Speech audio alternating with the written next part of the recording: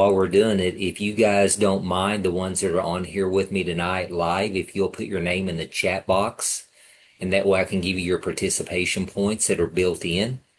And again, I'll explain all that as we get started. So, in the recording, we'll pick that up in the transcript, so I can give you your points. So,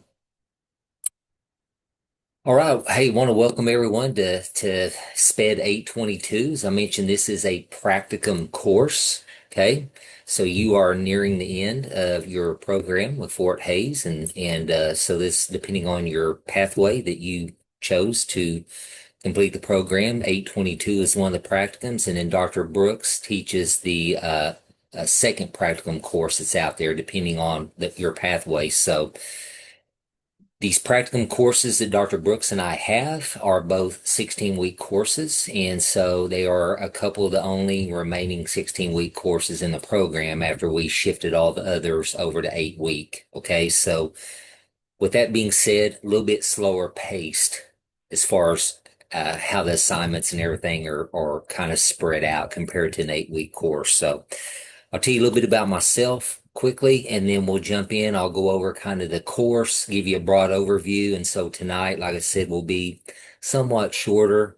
And then the rest of the Zoom meetings, we'll spend more time diving into some things. So, and I do see some familiar faces. I see Susan hopping on. So, some of you guys I've had, hey Susan, I've had you in Hi class there. before, whether it's been 804, 801. I've also I've taught 804, 805 and 801, and then 822. So I see some familiar names and faces, so it's good to have you again.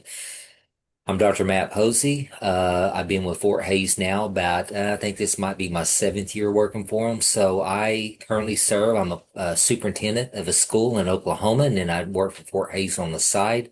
I just started year number 32 in public education. So been doing it for a little while, had a variety of experiences from superintendent, building principal, classroom teacher at high school level, middle school, start off in the elementary, coached, and then also have a background in school psychometry, being the person that goes in and does testing.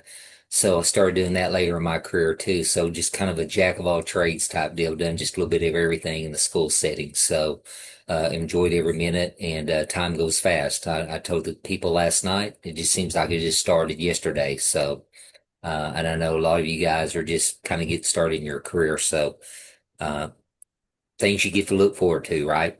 So, as I mentioned, this is a practicum course and it's spread out over 16 weeks. And so, the bulk of this course is all centered around a case study that you will do involving case study students.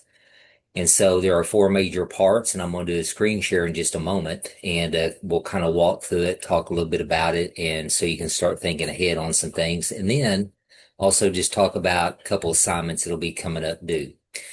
The Zoom meetings that we do, you will notice in the course shell, some of the other classes I've had, we met weekly. This practicum course, due to how it's set up and structured, and knowing it's 16 weeks, there we will not meet weekly. In the course shell, it shows we'll have Zoom meeting tonight, which is week one. We won't have another Zoom meeting, guys, until week 6. Then after that, we'll come back together on week 9, week 11, and then week 14. And again, these are listed in the course shell, but I just kind of want to let you know that. I'm available in between those Zoom meetings. I check emails twice a day.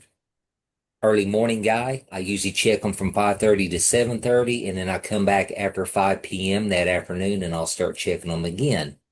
So if you're one of these that are night owls and you like to stay up and do your work in the middle of the night and you shoot me an email, just know that next morning early I'll see it and respond to you. So again, I check those twice a day. So anyway, I'm going to do a quick screen share and go into the course shell, and we're going to walk through and kind of look at the structure of this course and some things that'll be coming up. So as the screen's switching over, you should be able to see that now. Can you see my screen, Haley? Okay, you guys, all right. Always ask because I'm really bad about assuming it's already popped up and I take off and everybody's kind of like, oh, time out, wait a minute. So always like to ask.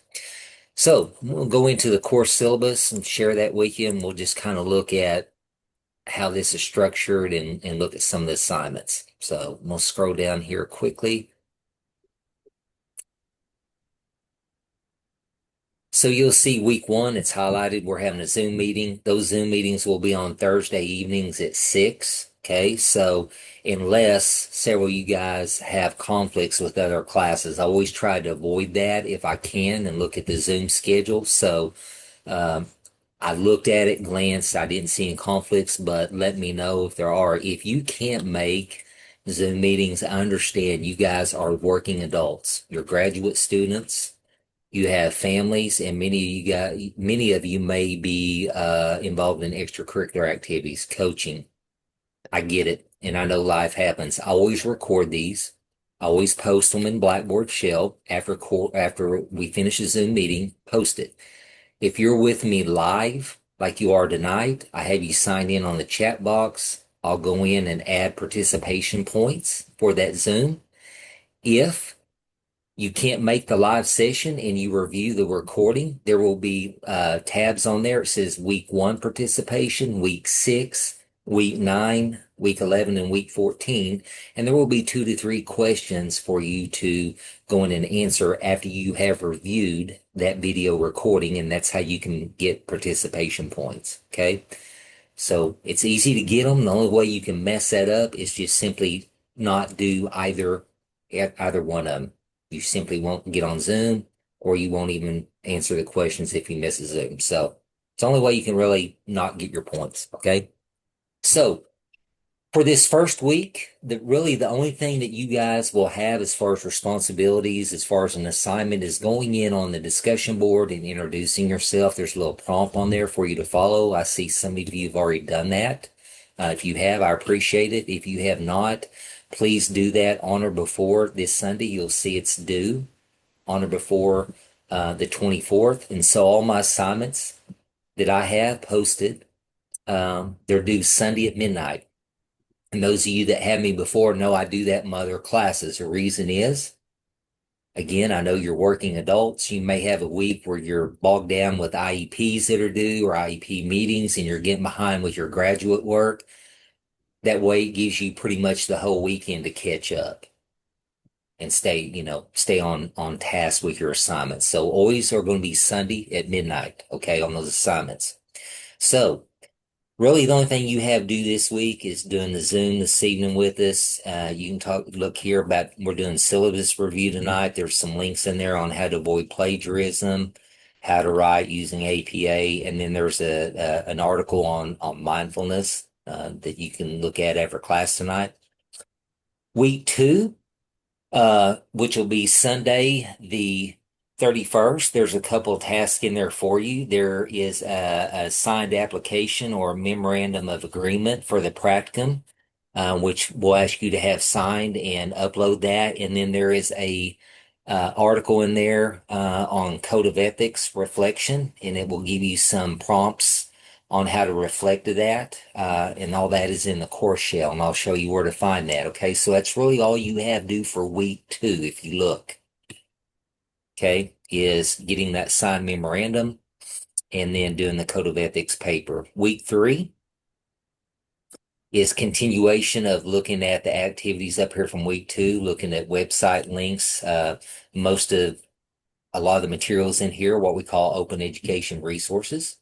And so we have links to that. There's some PowerPoints or slide decks on autism. So week two and three, you're reviewing that content. What's due on week three, which will be September the 7th, there is a discussion board uh, with response number one, types of high incidence disabilities. And then also some of your activities will be doing practice quizzes. Many of you will be expected to take that praxis exam to get for licensing purposes, for licensure. And so we offer a series of practice quizzes in here. And so you get points for that. Those are considered some assignments. Okay. The practice quizzes that we have, the questions you will find will line up very close to the questions that you're going to see when you indeed take that praxis exam. Uh-oh, I just got kicked off. You guys see that? Let me log back in. One thing while I'm logging back in is some of you may have already taken the praxis. And if you have and passed it, that's awesome. That's great. If you have and you've got your results, you can send me a copy of that and I will go in for each of those praxis quizzes and I will log in the full points for you. And also it will exempt you from taking the final exam for this course. Okay, does everybody follow me on that? If you've already taken it and you got the results, you can share them with me. I'll go in and log in the full points for you on the quizzes, and you're exempt from the final. You'll get full credit for the final exam. Okay. Can everybody see my screen again? Did it go back to sharing? Okay, thank you. Also, you might be scheduled to take that praxis quiz or praxis exam, the real test, at some time during this course, during the 16 weeks. If you do that, as soon as you get your results, share them. And from that point on, you're exempt from the quizzes and the final. Okay. So if you're taking it in the middle of this course, you get those results, share them with me, and then I'll log those points in moving forward from that point. Okay. Does that make sense, everybody? Can I explain that? Okay. All right. Let me get back to where I left off, where I got kicked off here. That was kind of weird that it did that. So I think I was back up. Yeah, here we go. On week 3, the practice quiz. Okay. And it will automatically grade it and send it to the grade book. Okay. And again, I mentioned a Blackboard discussion. So again, you can see kind of starting off light and easing into this. It's a lot different than the 8-week courses. You'll see week 4, you don't have anything to do other than some readings that week and looking at some slide decks that are posted in the course shell. All right. The following week, week 5, we will have Blackboard discussion number 2, and it's on disproportionate representation. Okay. That becomes kind of a challenge for some schools on disproportionality on your caseloads.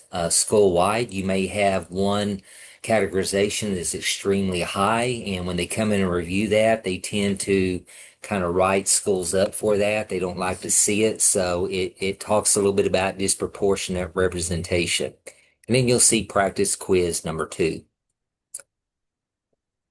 Week 6, you can see more readings and then teaching reflection, group discussion board. Weeks 7 and 8 are kind of tied together. We'll have some continuation of readings, practice quiz 3, and some more discussion board responses. Then we get down into right past the midway point for the case study. Okay. The case study will pretty much kick in from week 9 all the way through the end, and it's divided into 4 parts. So we'll work on it in 4 separate parts. So from tonight moving forward, think about 2 students that you work with that you would like to focus on to include in the case study, because you will be doing some observation and documenting some of their behaviors that you see, how they perform academically in the class, and you'll start some observations on them. You will see that week number 9, it talks about case study students, part 1. It says student overview paper. That is basically writing up some of the observations that you witnessed from your students, your case study students. Okay. Again, going back to behaviors, habits, routines, any behaviors that are you consider to be unacceptable that you've noticed, you will include it in this. Okay. And you will provide an overview. It gives me a picture as the instructor of this course, an idea of the type of student that you are going to be focusing on for your case study. Okay. And again, these are 2 students that you work with. It would really help, if possible, if those 2 students are the same grade level, if at all possible. Okay. It would benefit you and really help on this study. Okay, so that assignment, the case study overview paper, traditionally is about 2 pages, a page and a half to 2 pages. Okay, it just gives me the idea when I read it and score an overview of your student. As we go into week 10, you will have a practice quiz, be number 5 on the praxis that's due. And then we will have been working on part 2 of the case study, which is developing a tier 1 lesson plan to meet the needs of the 2 students that you have selected for this case study. So the week before, you've turned in an overview, just kind of a summary of what you've observed. And then after that, you're going to focus on a skill or behavior that you feel like needs to be addressed, and we'll do that within a tier 1 lesson plan. Okay. So we'll develop a tier 1 lesson plan, and that can be taught to the whole class, as well as focusing on those 2 case study students. If you remember right, if you look at tier 1, 2, and 3, tier 1 basically is applicable to a larger group or the whole class. And then when we get into tier 2 and 3, it becomes more specific and narrowly focuses on 2 to 3 students. Okay, so we have to tweak that lesson plan and focus it in on that specific small group. Okay. Week 11, you can see you got a little bit of a break here, other than just some readings. There's nothing really that you have to submit. And then we'll go into week 12, and you will have case study students, part 3. It will be tweaking that tier 1 lesson plan, working it a little bit and revising it and narrowing the focus to where it's going to be tailored to that small group, your 2 case study students. That's what tier 2 and 3 is. We focus it down to that small group. Okay, which would be your 2 students. And so you'll rework that lesson plan. And then you'll have a teaching reflection. The teaching reflection is literally, it will ask you to reflect on the previous 2 to 3 weeks and just talk about some things that you learned through your experiences, some things that you've identified that, hey, I need to work on this. I might be struggling in this area. And so it's just a personal reflection that you're sharing and posting on there. And you will find out when you look at your classmates' reflections as well that, hey, Haley, you may not be the only one that's experiencing a certain problem. Miguel might have the same issue. And so you're not in it alone. And so it's a great way to see what others are doing to address some issues that they're seeing in their classroom.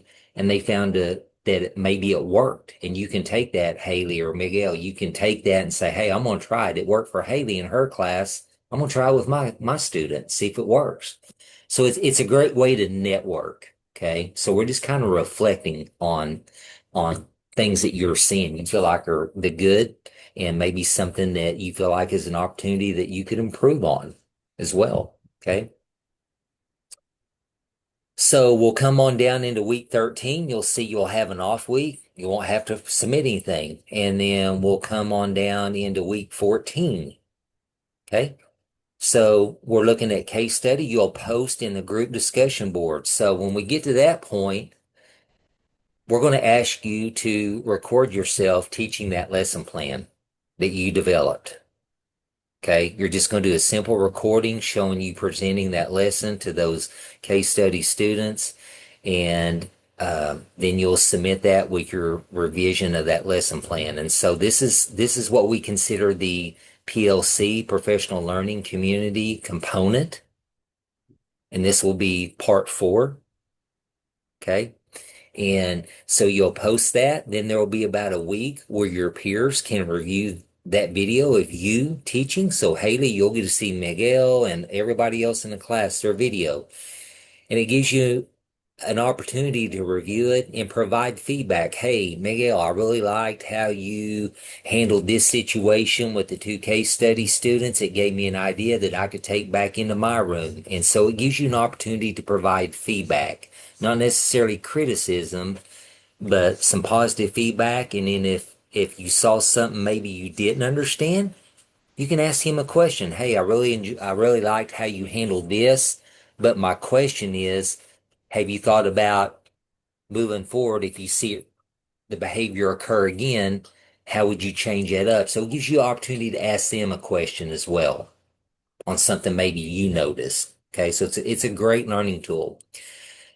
Sometimes students will say, "Oh, Dr. Posey, I hate recording myself," or, I feel uncomfortable doing that. And I always say, in education, there is a group of educators that film all the time and they go back and review it and critique themselves. And coaches do it all the time. They record games, right? Athletic coaches record games, football coaches, everybody does. And then they go back after the game and they review it. And for instance, when they're instructing, they may not see something that they are doing. Okay. But when they go back and review the video, they're like, oh my gosh, I can't believe I was doing that. No wonder the kids didn't understand. So it gives you an opportunity to see it from a different light. To give you an example, I had a graduate student about 2 years ago, and she was struggling. She's like, Dr. Posey, I just can't get through to him. I cannot figure out what I'm doing wrong. And after we did this assignment, she shared with the group, she said, oh my gosh, after I went back and watched myself, I understand why I can't connect with them. If I was in my class, I wouldn't like me. She said, I had no idea the body language that I was presenting. It almost came across in an unfriendly manner, and she didn't even realize she was doing it. She's like, I've got to correct that. No wonder I can't make a personal connection with my students. And so little things like that that you might not realize, you get to see that when you go back and review it. And some of your peers might see it and say, hey, have you ever thought about this? So it's a great way to recognize some things that maybe you didn't realize you were doing. Okay. So as we get closer, we'll have that video posted. It'll be in there for about a week. Your peers will review it, and then they'll have a week to offer comment, and then we'll go in and reflect on that, and it'll be one of our last reflections. And then we'll do the peer coaching as well that week, and that's where you're providing feedback to your peers based on their video. All right. Then the last week, the final week in December, and you're like, man, that's a long ways off. Trust me, it'll be here before you know it. And we'll be talking about and say, hey, Dr. Posey, I remember that first night. You said, hey, finals week will be here before we know it. And it just like that. So time flies. All right. Finals week basically is a final exam.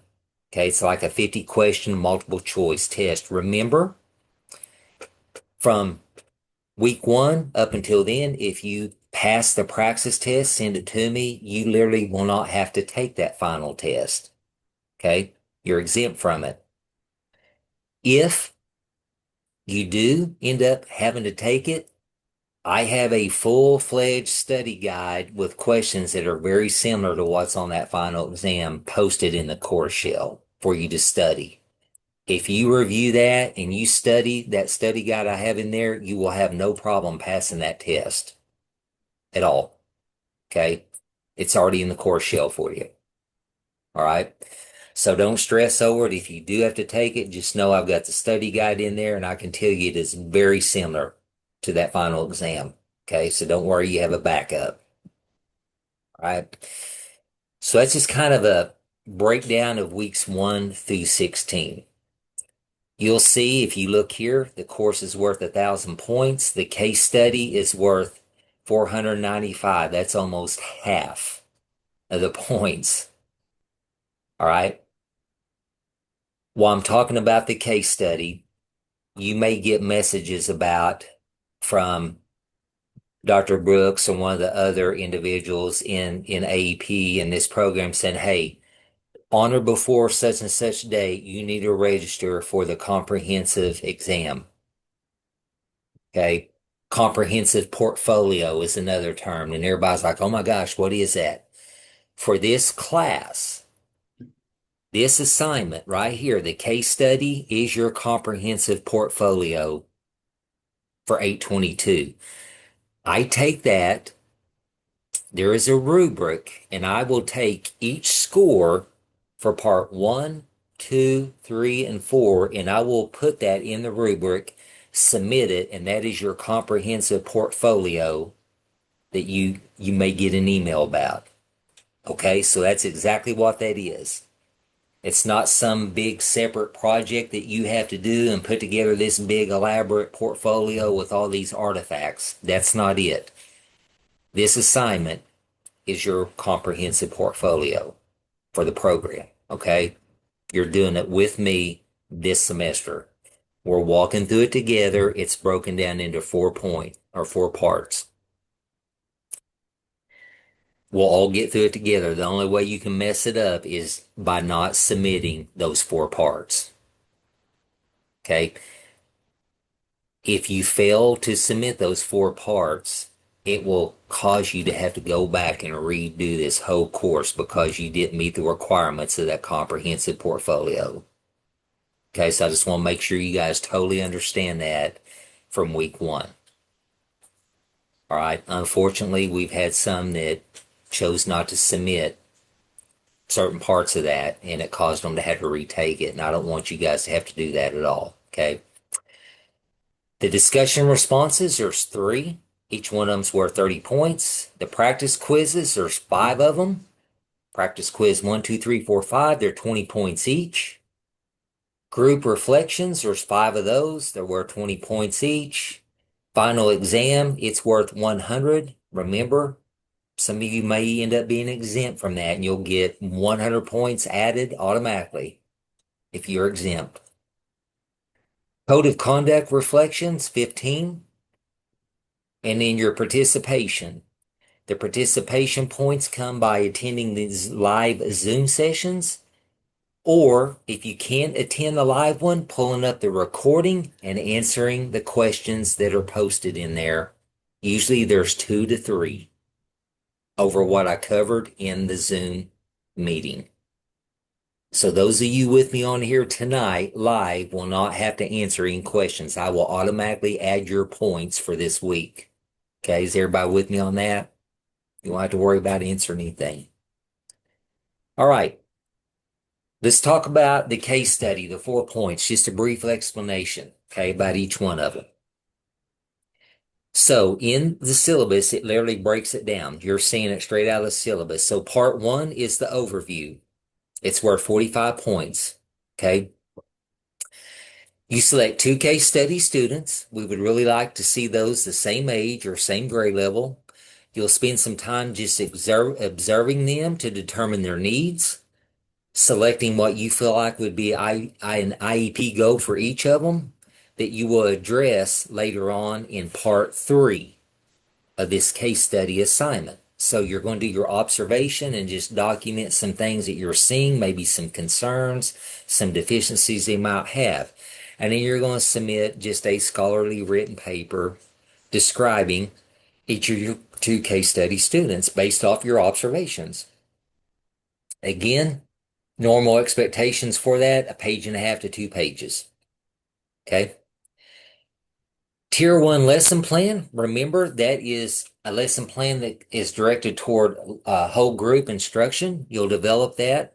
You'll revise a lesson plan that's provided in the course shell. It's already provided in there. Okay. So if you're elementary, if you work in an elementary setting, the lesson plan in there is focused on plant cycle. If you're middle school, it's focused on gene mutations. And if you're in the high school setting, the lesson plan that's in there for you to review and revise is on plate tectonics. Okay. So the content's already in the course shell. You'll select based on what grade level you teach in, and then you will revise that and submit it. Okay. Based on tier 1. Okay. And that's general ed setting. You'll also suggest some tier 1 evidence-based interventions to use in that when you revise it. Then the next assignment, which is part 3, you're going to take that same lesson plan, whether it's elementary, middle school, or high school, and you're going to revise it into a tier 2, 3 intervention lesson plan. So you will group your 2 case study students together. You're going to target similar IEP goals, and you're going to include some evidence-based interventions that are considered tier 2, 3.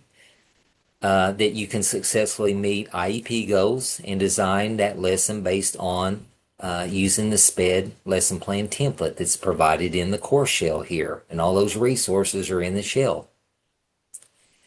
After we do that, part 4 talks about the PLC, which I mentioned when I was going down the individual weeks.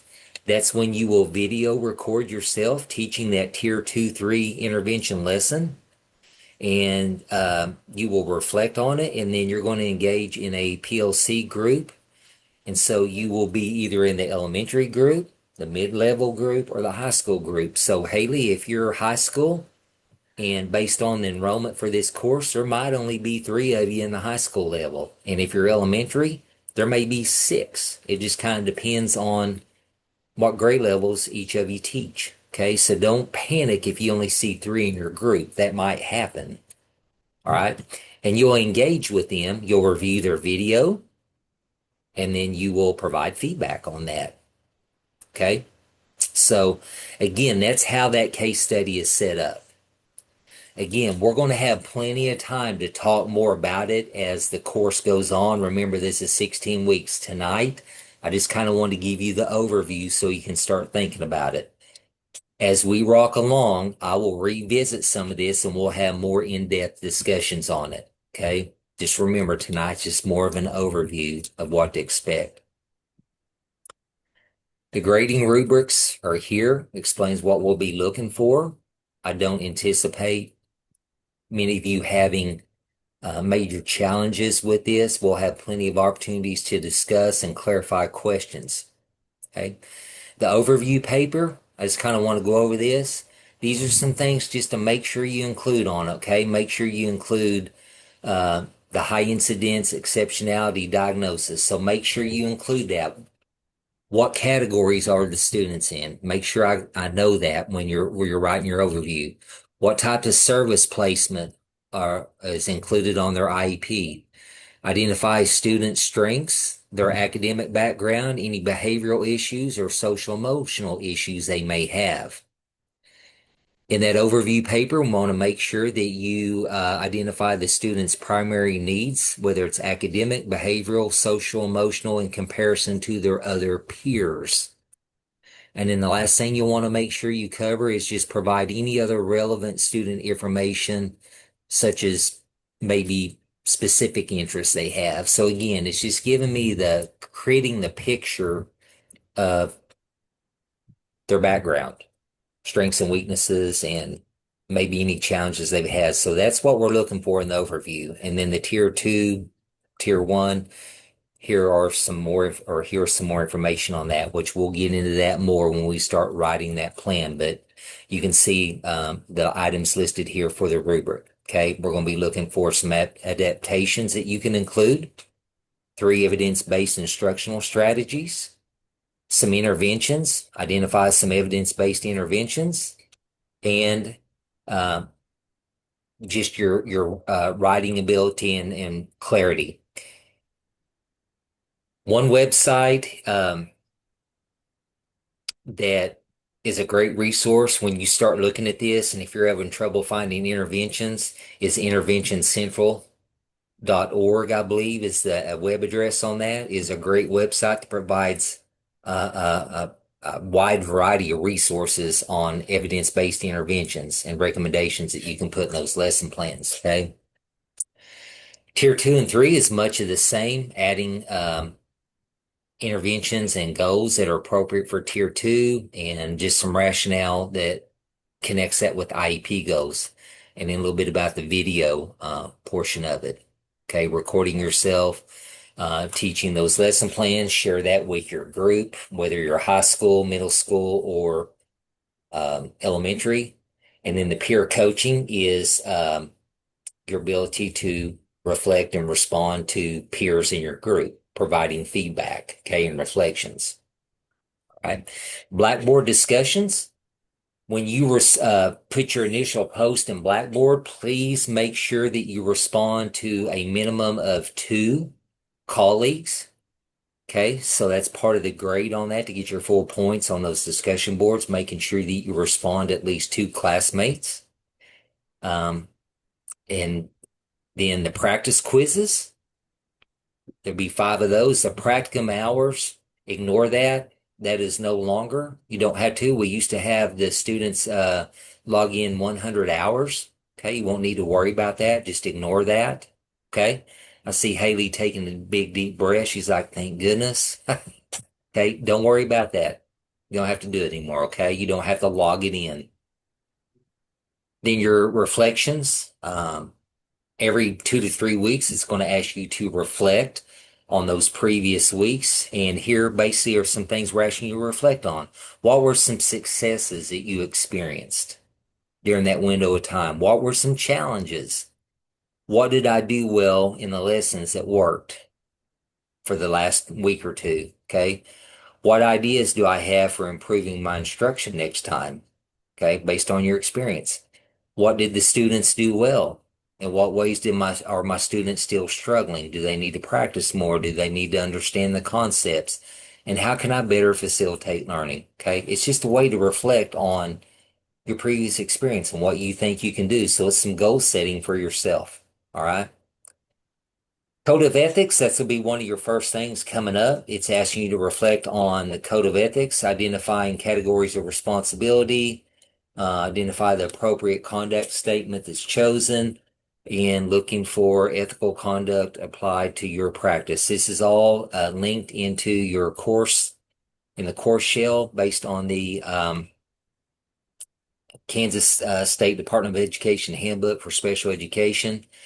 Okay, just asking you to write a paragraph for each of the categories. Responsibility to students as a special education educator.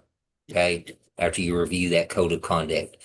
Identify specific appropriate conduct chosen. Demonstrate understanding through identifying and explaining examples to apply practice. Responsibilities to the district. After you review that, what do you feel like are some responsibilities to the district that you work for and responsibility to the profession? Okay. Pretty quick, easy assignment to do. Last thing I just wanted to review again, final exam, 50 questions, it's multiple choice. I think it gives you 60 minutes. It's timed. Several of you, I have a feeling before that comes up in December, you will have taken and passed that praxis exam. So just make sure you send those results to me and I'll give you credit for it and you're exempt. All right. Has anybody already signed up for that by any chance? Anybody on here tonight already registered for that or getting ready to or thinking about it?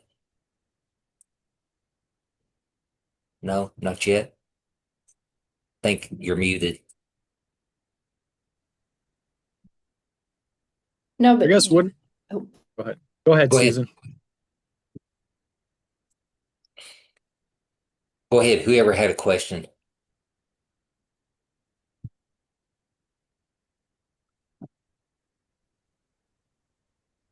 I can't No. see who's talking and who's not. So, because I only see like five faces. Yeah, My no question, one else. Go ahead. okay, good. My question was, do you recommend any study guides or any outside resources just to before you take the exam outside of what you're going to post in Yeah, there, if it's if you embedded? Google praxis, and then list the number study guide, there are some free resources out there, Susan. If you go on and just Google that, and it'll give you some practice questions. And then if you go on and do these practice quizzes Mm-hmm. and kind of make note of it, we have found feedback, and I'll usually do this right at the end of the semester in one of our last Zoom meetings. For those of you that have already taken it, give me some feedback. Do you feel like the practice questions that we have on the five quizzes align with the questions that you saw when you took that test? And up until the last time I taught this course back in the fall, all the feedback I got was they felt like it aligned right up with the questions they saw. They weren't word for word the same, but they were very similar and they had success. I didn't Okay. have anybody that had to repeat and take it again as far as the test. Okay. Okay. So those questions that we have on the practice quizzes in this course shell we have found are very similar to what's on that actual test. Okay, and we can work ahead on those.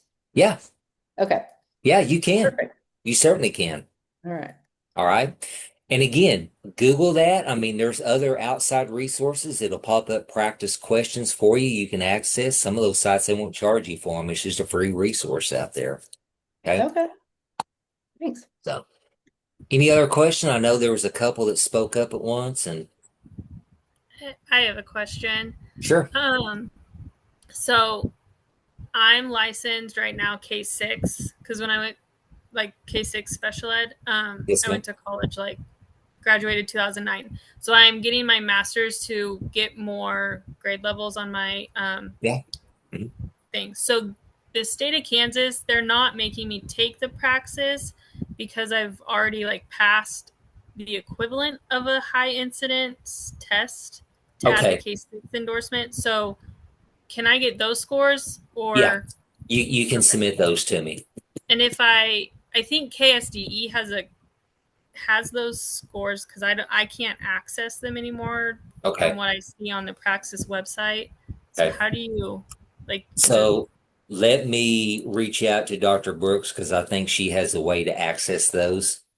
Okay, to get that equivalency score okay? from that. So, yeah, I can do that and find out. Uh, like I said, she's the one that has access to it. So Okay. I'm going to do a stop share on my screen so I can kind of see all you guys. So that was Amy Raymer. Okay. Yeah. I will dig into that for you, Amy, and find Okay. out. Like, Thanks. I personally can't, but she's got a way to do it. So any other Okay. question I might be able to answer, Rebecca? Yeah, sorry. I'm glad Amy brought that up because I was trying to find a way to access my scores as well.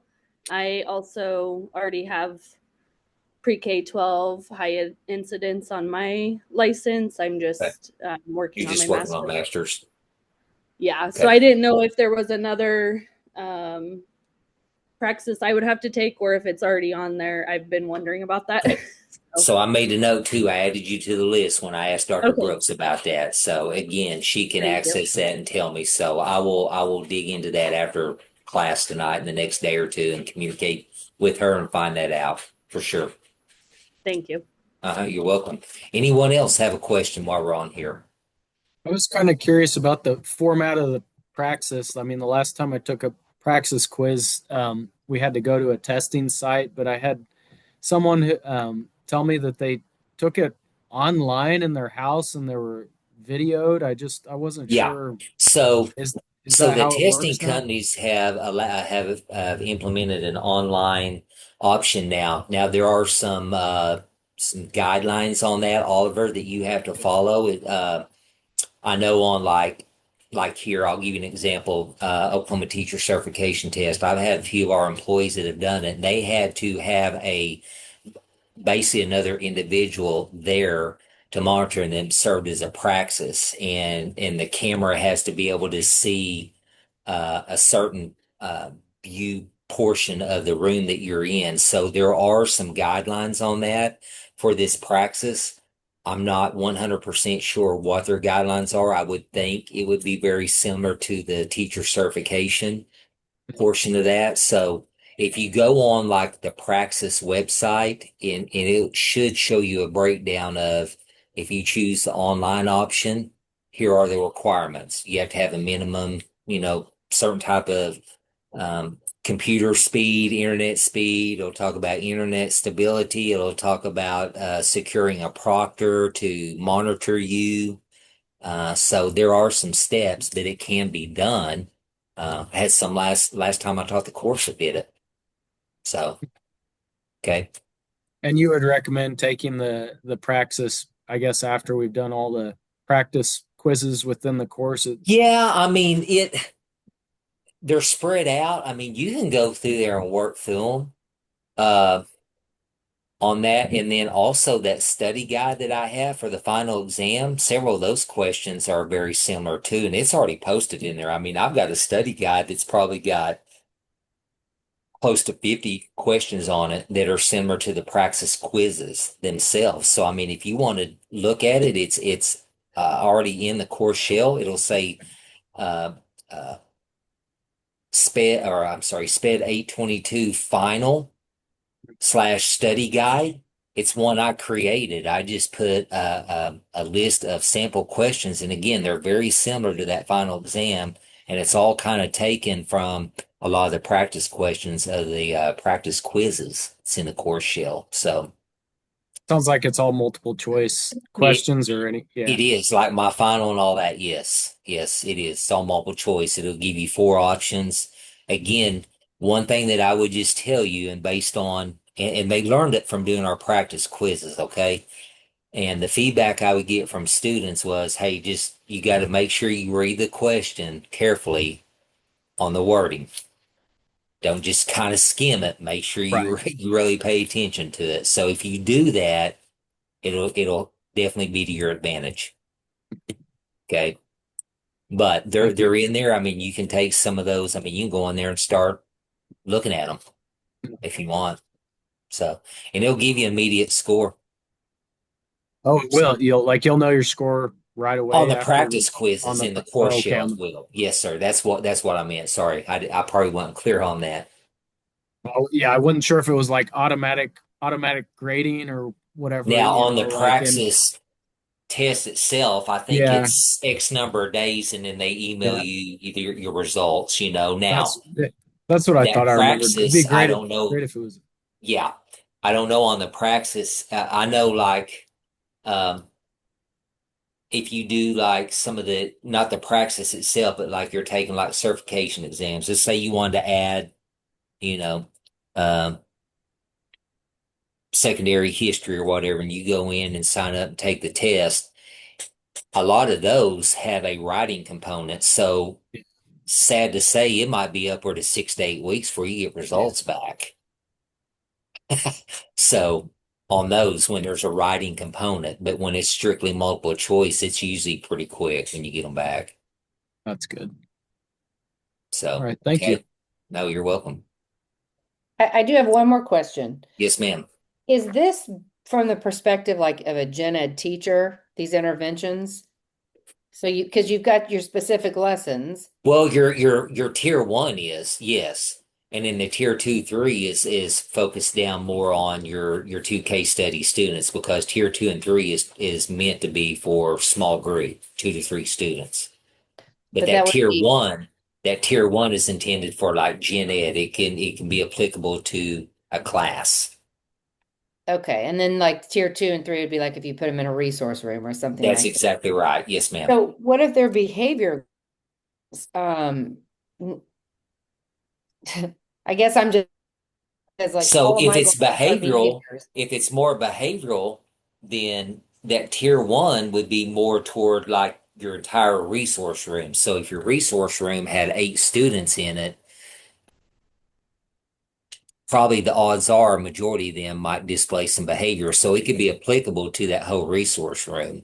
But if it's an academic one, you could kind of approach it to the fact that it was a gen ed room for tier one. Does that make sense, or did I just add to Yeah. the So like confusion? you would implement environmental supports, right? Sure. Yeah.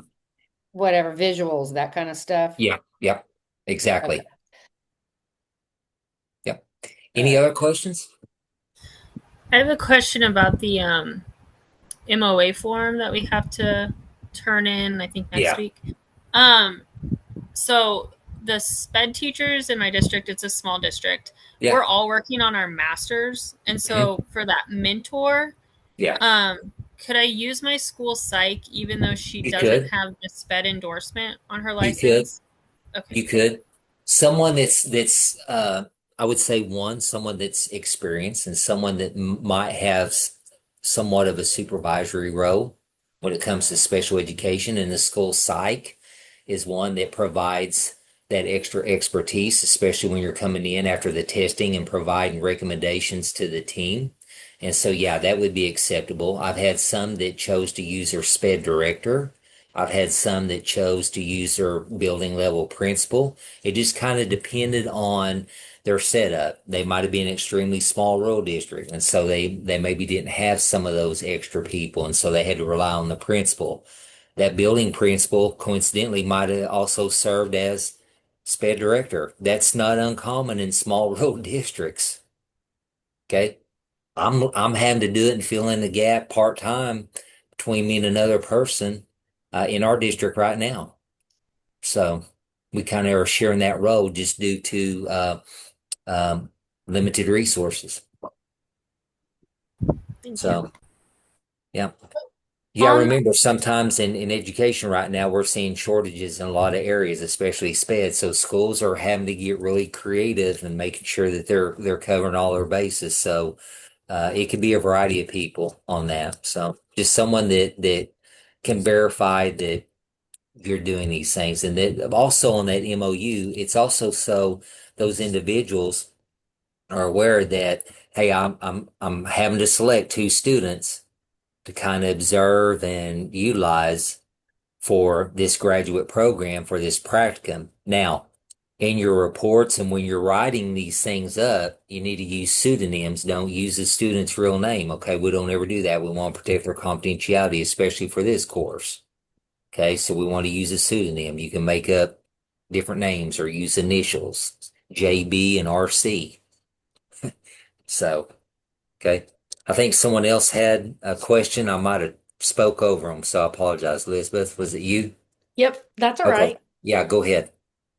So on the mentor, since we don't Yeah. have to log practicum hours, Mhm. what does that role kind of look like? Just so I could explain that to someone. The role, it's just mainly one, so someone in your district knows and understands that you are having to select two of your students that you work with for this case study project, and that they truly understand, hey, I'm going to be observing, I'm going to be documenting some of the things, and that information is going to be shared in some of my reports that's required for this case study.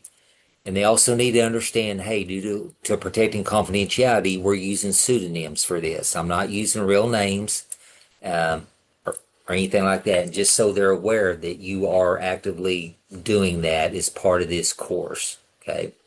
Okay. A lot of them, it's just they want to be aware that that's going on. Okay. Okay. So do we have something that like our case studies like kids' parents will sign, or is it just the No, because like all you're doing is observation. You're not administering any test or anything like that at all. Now, when you get up to the time where you're going to do the recording and you doing the lesson plan, I've yeah. always get a question and I always say set the camera up from the back so we're only seeing the students' backs and I'm seeing your face teach. Okay. But as a common courtesy on the MOU, make sure your mentor knows, hey, the last part of this, I have to do a video recording of me teaching this lesson to those students. And they may say, hey, we just need to contact and let those parents know that this lesson is going to be recorded. We're the way we're filming, we're trying to only show their backs. I don't necessarily want to see their faces or anything. I'm just mainly focusing on you presenting that lesson. Okay, just so they're aware. Now, in my 805 class, um, we do parent permission forms because we are actually administering different forms of assessment. And so we need to make sure those parents understand they are giving us permission to do that. So there's a required permission form in 805. Comment that just popped up. Guys, check with your building principal, whoever it may be that will know this. So at the beginning of each year in enrollment packets, there's a form that we have parents sign. Basically, they consent to allow their children to be photographed, video recorded, all that, because a lot of times we like to showcase them in our district, whether it's taking pictures and putting it on our school Facebook page, and we're trying to showcase student and get the positive out. Some parents mark no on that. So make sure that the case study students or the students that'll be in that room when you're doing the video recording, that their parent is not one of them that check no. They don't want their child videoed or they don't want their child pictures taken of them. Okay. So make sure that you check that out because there will be those that, I mean, we've got some in our district, they always mark no, they don't want their child photographed. They don't want us to showcase them when we do student newsletters and highlighting, certain grades or um, groups. And we're trying to just, highlight the positive things going on, but they don't want their picture taken. They don't want them recorded. So make sure you check that, okay? Check with your building supervisor because they should know the ones that their parents have indicated no on that. All right. We don't want you getting a bind there. Okay. How Amy? long how long should the like video lesson be? Approximately 15 minutes. Just so long enough you can kind of see how you're doing that according to your lesson plan and give an idea. And there'll be some things that we look for on that, which we'll go into more detail, but it's no more than 15 minutes. Okay, because you got to So, remember one thing. I'm reviewing it, and then also you're uploading that into your peer group so they can view it. So we don't want a bunch of videos in there that are 30, 45 minutes long. Okay. Just to give us kind of an overview of that lesson and how you presented that. And also if there were anything unexpected that popped up and how you handle that. Could it be a behavior? And did you just simply walk over and continue instructing and put your hand on that student's shoulder and just redirect him without saying a word? I mean, just things like that. So, okay. Any other questions? Well, um, it so go ahead. Go sorry. ahead, Pete. With that, could I, because I do preschool and 15-minute lesson that my groups are like 7 minutes max because they get tired and they get done with, Yeah, with the especially with littles. the, Yeah. can I do Can you do what now? I'm sorry you cut out on can me. I do it like with two groups, like where I do Yeah. one group and then Yeah, you okay. could do two groups on that. Yeah, yeah, Okay. to get that time frame in there, no problem. Oliver, I think you'd asked a question Yeah, no, I sometime. was just curious. It looked like we're revising a lesson plan that's based like it's a science lesson. Yeah, Gene, it okay, is so I'm depending on what grade level you teach. And I kind of identified that while ago. Elementary was focused on one, middle school, and high yeah. school. Yeah, and I moved up to middle school this year, and I guess I mean I don't have any students that I pull out or do anything for science lesson. I guess I could do that during any pull out lesson or like a Yeah, if reading you can, just reading just for lesson. this, Yeah. yeah, just for this assignment, if you could, Okay. yeah, if you could borrow a couple students to where you can present that and just record it, yeah, that'll work. Okay. Okay. Or like for middle school, we have to like do science interventions for that. Yeah. Yeah. Okay. Yep. Like I said, the lessons are in there. You're basically gonna go and tweak it and modify it. The first step is we're going to do it for a tier one. After you submit it, I'll review it, give you feedback, get it back. Then the next step is we're going to take it and then we're going to tweak it and turn it into a tier two, three lesson plan. Okay. So, any other questions that I could answer for you? Mr. Posey, Yeah. there's it says something in there about taking a quiz on the API and on plagiarism. Uh-huh. I went in there and I didn't find anything. Okay. I will go in after we get off here and I can do a screenshot, send it to you guys and tell you exactly where it's at. Okay. Would that I work for tried you? to get into that, but when I went to it, it was like a link that wasn't Okay. connected or something. Okay. So I will check that. We've Right. ran into that. Sometimes what happens is when we copy these course shells from one semester over to the next, that happens and we have to go in there and redo the link. So I just had to do it. I had one for my 805 class last night, or I'm sorry, 804. Email me and said, hey, this specific link, all the other ones worked except for that one. Why, I don't know. So we find that when we copy them from one semester over to the next and start preparing them and changing dates and getting them ready, that happens. So I will go in there after class tonight and look at that and then I can push out a message to you. Okay. Thank Any you. other questions?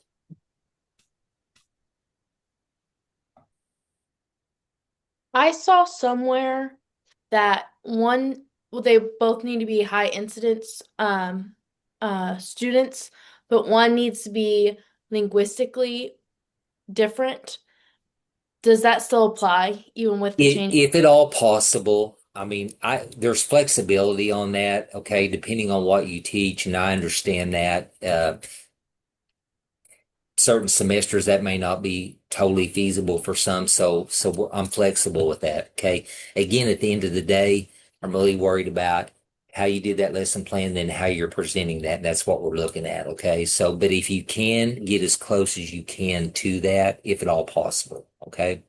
But would you like us to email you if we might not be able to reach Yeah, that? if you can, Okay. just shoot me a message just so I'm kind of aware of that, and I'll know when it comes up time that, oh yeah, Elizabeth emailed me, and due to her specific situation, wasn't quite able to meet that. Just so I know, it helps me out and I appreciate it. Yeah, Okay. for sure. Thank Okay. you. Hey, look, guys, we're right at an hour. I told you initially like 10. So you're getting this big bonus, man. I got it done in an hour.